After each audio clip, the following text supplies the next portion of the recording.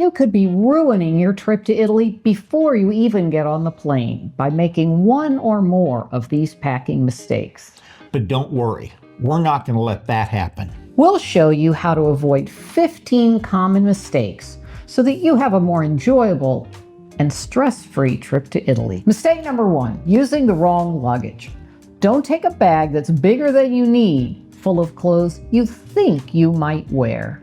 If you're traveling for 2 weeks or less, you should be absolutely fine using just a carry-on suitcase plus a personal item like a tote or a backpack, if you pack smart. This mistake will haunt you throughout your entire trip because you're going to encounter a lot of cobblestone streets, uneven sidewalks, stairways, small or non-existent elevators, and you're going to have to hoist your bag on and off of trains.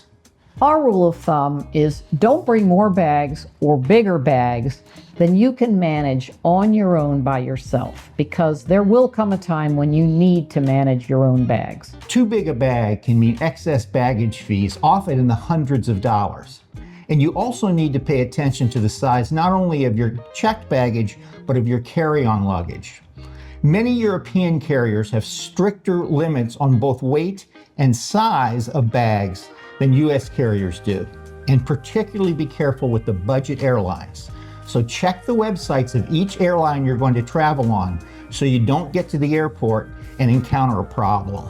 If you're looking for a new suitcase to take, the important thing to look for is something that's super durable, something that can withstand being thrown around and dropped and the wheels won't come off or the sides won't get bashed in. Now, we're looking at one that the company Carl Friedrich has asked us to evaluate, and we haven't been able to travel with it, so we can't really give you a review. It looks beautiful and very durable, and we'll give a report in our next video. But we'll link it in case you want to have a look at it too. Mistake number 2 is bringing the wrong shoes. You will regret it with every step you take.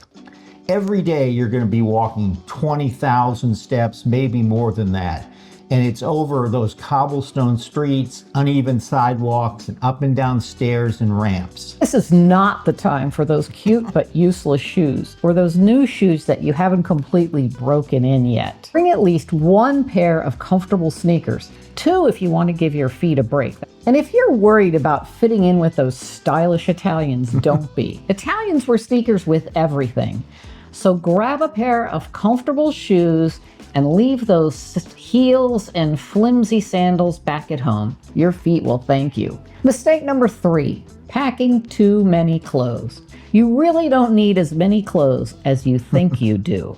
The key is versatility. Pick a limited color scheme like black, blue, and tan, and make sure that all the tops and all the bottoms you have mix and match with each other. For women, that means 3 to 4 bottoms, maybe 6 or 7 tops, and make sure that they all combine with each other. Throw in a dress or 2 and a light cardigan or jacket, and you're ready to go. Before you pack, lay everything out on the bed and ask yourself if every item can be worn multiple times and multiple ways.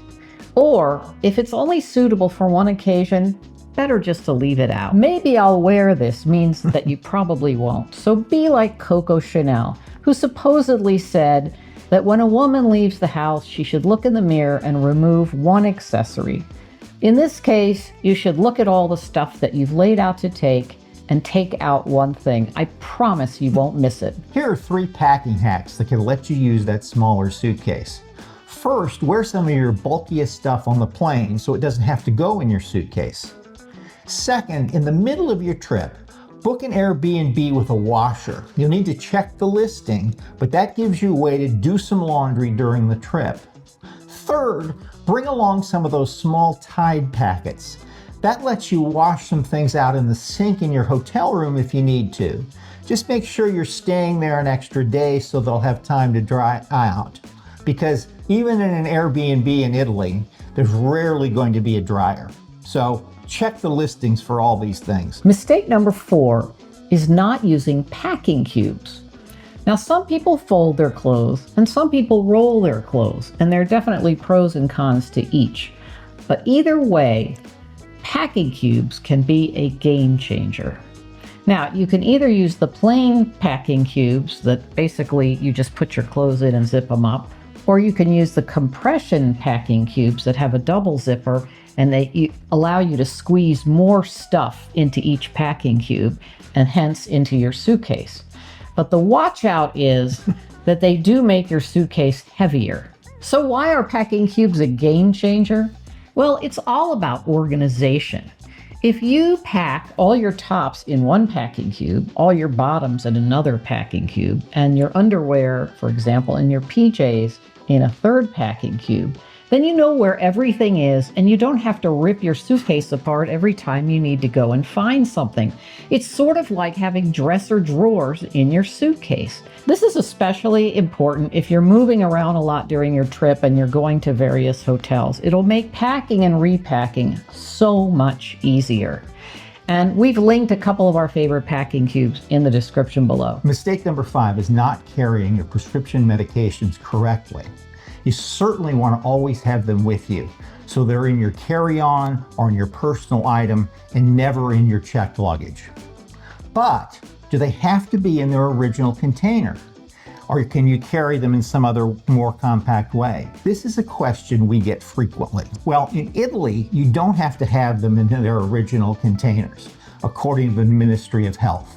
You're able to bring a 30-day supply of all your medications. Now, this isn't required, but it's a great idea to bring a copy of your prescriptions with you. Now, there are a couple of important caveats. Other countries which you may be traveling through have stricter rules and may require the original containers. So be sure you research that before your trip. Second, it's critical to understand that some prescription drugs in the US that your doctor may have prescribed for you are considered illegal narcotics in Italy. Adderall and other stimulants are good examples. You can still bring them with you, but you need to have the right documentation. Some medications to be especially aware of include these groups: ADHD, ADD medications such as Adderall, Ritalin, and Concerta, pain medications like OxyContin, Vicodin, Demerol, and anxiety medications like Ativan or Valium or Xanax. These medications should probably be brought in their original containers, along with a signed and dated note from your doctor on letterhead. This letter should include, in English, the name of the medication, the name of the patient and the dosage, the reason it's being taken, and a statement that says it has to be taken while it's in Italy for the patient's health. We'll put a link with more specific instructions in the description box below. Mistake number 6 is not carrying your CPAP machine correctly.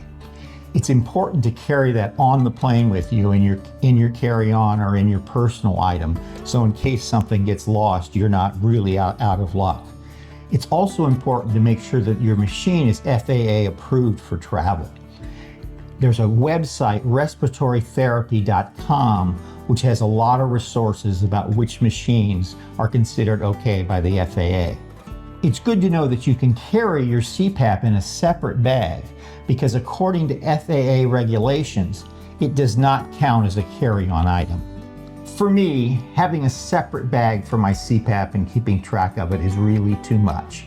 Now, this won't work for everyone, but I have a small travel-sized machine that I think is so good I even use it at home. The one I use, and you can see how it's sized here, is called a ResMed Air Mini.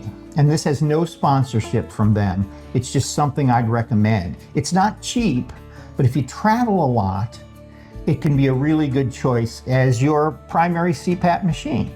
And you can always search online for other travel CPAP machines because there is a wide selection. If your machine needs a humidifier, make sure you drain the chamber and be prepared to fill it with distilled water when you get to your destination. Finally, keep in mind that the electrical outlets in Italy are different. You'll certainly need an adapter to be able to plug in your CPAP, but you might need a voltage converter, so make sure you check for that. We'll talk more about this adapter and converter question in a couple of minutes. Mistake number 7 is carrying the wrong handbag.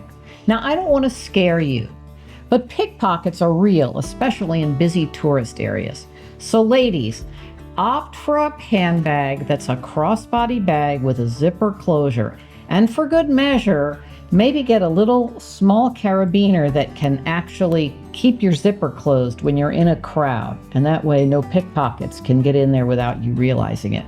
Guys, you may want to consider having a sling bag across your chest. Backpacks are just too easy for someone to get into. And never carry your phone or your wallet in your back pocket. That's just too tempting for pickpockets. We made a whole video about pickpockets, where to look out for them, and how to avoid them that you might want to look at. We'll link it in the description. Mistake number 8 is not being able to track your luggage. Now, even if you carry your bag on the plane, there may be times when you're forced to check your luggage because it's a small plane or because the plane is too full. So you want to make sure that you insert an air tag or a tile in your suitcase so that you can track it if it gets lost or delayed. Mistake number 9 is not having anything with you to carry your purchases. You're certainly going to want to go to the market and buy food or buy souvenirs. And in stores in Italy, they don't give away plastic bags like they do in the US. At minimum, you'd have to pay for one. Instead, carry a collapsible tote in your purse, even in your pocket. They fold down to almost nothing, and it gives you that easy way to carry whatever you need to carry. We've got a favorite one that we'll put in the description. Mistake number 10 is not bringing a power bank. Now, you're going to be taking photos, filming, GPSing, and translating, and that will drain your battery really fast. So having a power bank is a non-negotiable. You may want to bring a pocket-sized one that'll charge your phone once, plus a bigger one that you can use if you're using lots of apps or you're doing a lot of filming. Now, something to be aware of is that there are new FAA regulations in the United States that limit the power that a power bank can have that you can take on the plane, not just in your checked bag, but on the plane with you. Essentially, it's 20,000 milliamps is the limit. So just check your power pack and make sure that it fits the airline's regulations. Mistake number 11 is not having copies of your travel documents. This one certainly isn't sexy, but it's really important. You want to have with you a paper copy of your passport and your credit cards, the back of it that shows the number you need to call in case it's lost. And also email a copy to yourself so you can access it from someplace else in case your paper copy gets stolen as well. Or your phone. Or your phone. If your stuff does get stolen, you'll be way ahead of the game when it comes to getting those replacements. Mistake number 12 is not having any backup clothes in case your suitcase gets lost. Now, you may choose to check your luggage, or you may be forced to check your luggage. And what happens if it gets lost or delayed? Well, put your mind at ease by having a couple pairs of underwear, another shirt, and a pair of socks. Put them in a gallon Ziploc bag or a compression cube and stuff them at the bottom of your personal item bag. And that way you'll be taken care of. Mistake number 13 is bringing the wrong tech gear. And what I really mean is bringing too much. Just like Ann said when she was talking about clothes, you want to make sure if you don't need it, don't bring it with you. Don't bring it just in case. Don't bring your laptop if you're not going to be working. Don't bring your camera unless you're a serious photographer because your phone will do that job.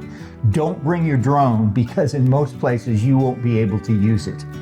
Be judicious about the tech you need and are willing to lug around and leave the rest of it at home. Mistake number 14 is not being prepared to plug your devices into the wall. The plugs in Italy are different than they are in the US, so you need a plug adapter to be able to charge your phone, your laptop, any other device. Now, you want one that's got a lot of ports on it. So maybe it has 3 USB-C ports and a couple of USB-A ports and a place to plug a regular plug in, because many hotels, older ones in Europe, don't have a lot of outlets. To clarify a common confusion, there are adapters and there are converters. Europe uses a 230 volt system compared to the 115 volt system in the US. Now, that doesn't matter for your laptop and your phone and your tablet. The device you plug those into makes that adjustment for you. But it does mean that you can't take things like curling irons or hair dryers because they will explode in that situation, which is certainly not something you want to have happen. If you want to bring those things, you have 2 choices. One is to get a dual voltage appliance and the other is to buy a converter, but just make sure you're actually buying a voltage converter. Mistake number 15 is not being prepared for rain or sun. Now, the weather in Italy can be very unpredictable, and in the summer months, it will be hot and sunny most of the time. But there will be rain, and so to be prepared, what Ed and I do is we bring a lightweight, packable rain jacket with a hood. Now, a lot of people don't like rain jackets and they don't like hoods. They'd prefer to use an umbrella. And there are lots of really small travel umbrellas that are available, and we can link them below. What we tend to do is we'll just buy one from some vendor on the street. If it rains, it'll be cheap and flimsy and it won't last, but it will get us through that unexpected shower when we need it. And finally, as far as the weather, Italy is very sunny and hot during the summer months. So make sure you bring your sunglasses and sunscreen, and seriously consider bringing a hat with a brim to protect your eyes when you're out in those bright, hot conditions. So now you're ready to pack smarter, lighter, and way more stylishly.